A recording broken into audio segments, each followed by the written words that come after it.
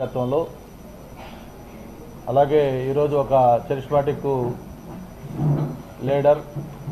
మరి పవర్ స్టార్గా ఉన్న పవన్ కళ్యాణ్ గారి సపోర్ట్ తోటి అలాగే కేంద్రంలో ఈరోజు నరేంద్ర మోడీ గారి యొక్క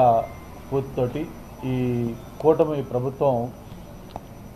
ఏర్పడిన ఈ 30 రోజుల్లో చేసిన కార్యక్రమాలు ఒకసారి చూస్తూ ఉంటే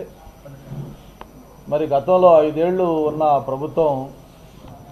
ఏ విధంగా ఈ రాష్ట్రాన్ని అన్ని రంగాల్లో నిర్లక్ష్యానికి గురిచేసింది, ఈ 4 రోజుల్లో ఈ ప్రభుత్వం దానికి విరుద్ధంగా ఏ విధంగా అభివృద్ధి పరంగా సంక్షేమ పరంగా పరుగులు తీస్తుందన్న విషయాలని కూడా మనం చూస్తూ ఉన్నాం. మరి అందులో చూస్తే ప్రధానంగా ఈ కూటమి ప్రభుత్వం వచ్చిన 30 రోజుల్లో